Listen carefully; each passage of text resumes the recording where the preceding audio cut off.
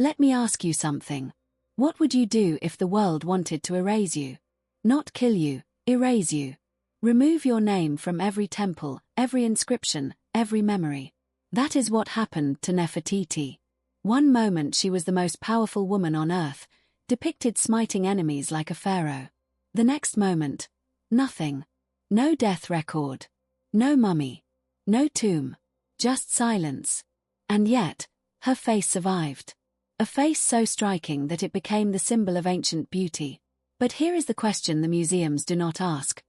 Did she fool the world into thinking she was only a pretty queen while secretly ruling as a king? Stay with me.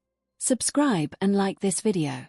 Because the answer is hidden in a single name, a name that sounds almost exactly like hers, carved into a king's throne. And once you hear it, you will never look at that bust the same way again. In 1912, a German excavation team sifted through the ruins of Amarna, a city abandoned so completely that its very name had been scrubbed from history. They were not searching for treasure. They were digging through the leftovers of a failed revolution. Broken pottery, unfinished statues, the debris of a king named Akhenaten who had tried to erase Egypt's gods and lost.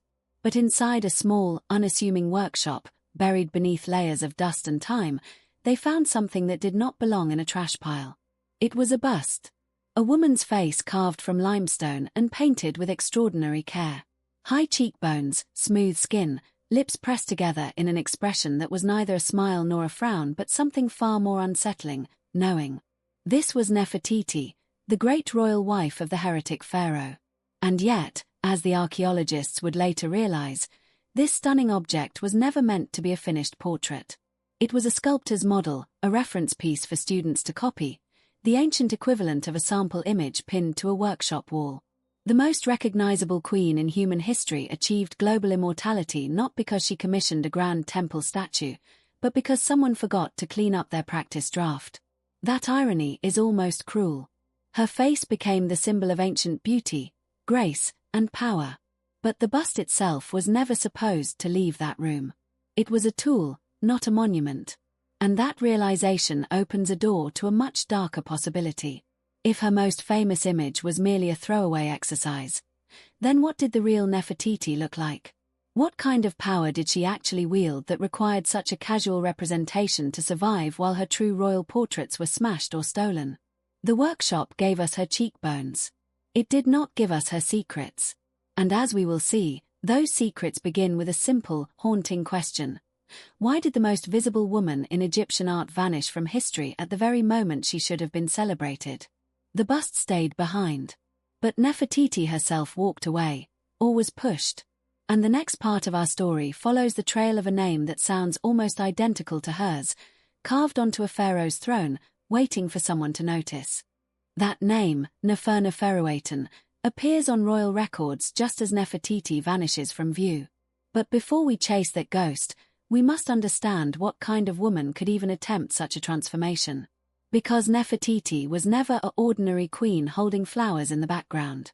From the moment she stepped beside Akhenaten, she claimed a space no royal wife had ever occupied. In the art of Amarna, size means power, and she is carved nearly as large as the king himself. Her profile mirrors his. The sun's rays, the divine hands of the Aten, reach for her equally, offering the Ankh, the breath of life. She does not stand behind him. She stands beside him. And in several temple reliefs, she does something no queen should do. She smites enemies. Her arm raised, a blade in her grip, the bodies of captives crushed beneath her chariot wheels. That pose was reserved for pharaohs alone. It was a visual declaration. I defend Egypt. I uphold cosmic order. I am the one standing between chaos and civilization. So what was she? A supportive spouse? Or a co-ruler hiding in plain sight? The intimacy of the images complicates everything. In one carving, she sits on Akhenaten's lap, their foreheads touching, their daughters playing at their feet. It is almost tender, too tender for formal state propaganda. Yet it is carved in stone for eternity. Some scholars believe she was not merely queen but co-regent in the final years of Akhenaten's reign. If true, she already held the authority of a king before her husband's body grew cold. And that raises a dangerous question. When a pharaoh who has overturned 1,000 years of religion begins to fade, who holds the real power? The priests of Amun, lurking in the shadows, waiting for their chance? Or the woman who has watched every ritual, memorized every weakness, and positioned herself as the sun's chosen partner? Nefertiti knew the machinery of power because she helped build it. And when that machinery began to crack, she would have known exactly where to place her hands. But then came the silence. No tomb. No death. Just a name scratched out and another name rising in its place. The next keynote follows that new name into the throne room. That new name is Neferneferuaten. And the moment it appears, Nefertiti disappears. Not gradually, not with a funeral procession or a mourning inscription. Just gone. Around the 12th year of Akhenaten's reign, her image stops appearing on temple walls. Her cartouches are left unfinished. The royal couple, once carved as nearly identical twins of power, fractures into silence. For a woman so visible, so deliberately placed at the center of a religious revolution, this absence is not merely strange. It is terrifying. In ancient Egypt, to vanish from the record was to die twice, once in the flesh and again in the memory of the living. Without a name carved in stone, the soul could not find its way to the afterlife. So where was Nefertiti? The simplest explanation is death. Perhaps plague, which had already taken several of her daughters. But if she died a queen, why no tomb? Why no mourning reliefs? Royal deaths were state events, documented with the same precision as military victories. Her silence suggests something else. Something political. The priests of Amun, sidelined and humiliated by Akhenaten's monotheistic revolution, were not forgiving. They waited. And when the pharaoh's health began to fail, they saw their chance. Perhaps Nefertiti was not a victim of disease, but of a palace coup too subtle to leave scars. Her name would not be smashed, that would admit she existed. Instead, it would simply be omitted. A quiet erasure, more efficient than violence. But there is another theory, more intimate and unsettling. What if Nefertiti did not die? What if she transformed? To survive, she would have needed to become someone the priests could not touch. And that someone would need a new name, a new face, a new gender. The records show that precisely when Nefertiti vanishes, a pharaoh named Neferneferuaten begins to rule. The linguistic echo is impossible to ignore. And this new ruler carries feminine pronouns in some inscriptions, yet wears the regalia of a king. The next keynote asks the forbidden question. Did Nefertiti simply cut off her hair, strap on a false beard, and claim the throne as her own? If she did, she would not have been the first. Centuries earlier, Hatshepsut had done exactly the same thing. When that queen decided to rule as pharaoh, she did not announce a gender revolution. She simply changed her appearance. The ceremonial beard. The bare chest.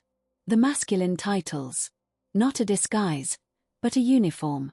The office of king was male, so the occupant became male, at least on temple walls.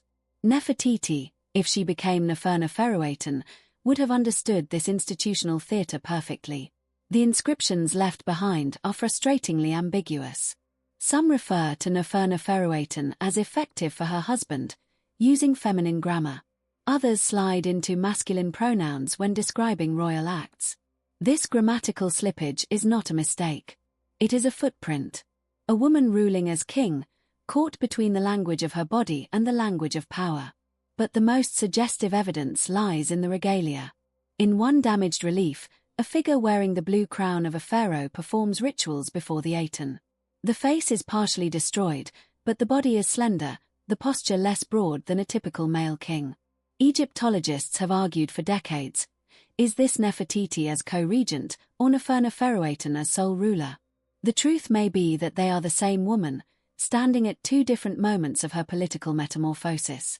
And yet, if she truly seized the throne, she held it for only a brief, fragile window. Because soon after, a new name appears. Smenkhare, another shadowy figure whose identity has never been confirmed. Some believe Smenkhare was a younger brother, a son, or perhaps Nefertiti yet again, rebranded under a third name. The possibilities multiply like whispers in a dark corridor. What is certain is that the revolution was dying. Akhenaten's son cult was unpopular. The priests of Amun were regaining their nerve. And anyone tied too closely to the heresy would be swept away when the old gods returned. So perhaps Nefertiti's greatest act of deception was not becoming king, but knowing exactly when to stop being one. The next keynote follows the final erasure, as Tutankhamun's restorers chisel her memory into dust.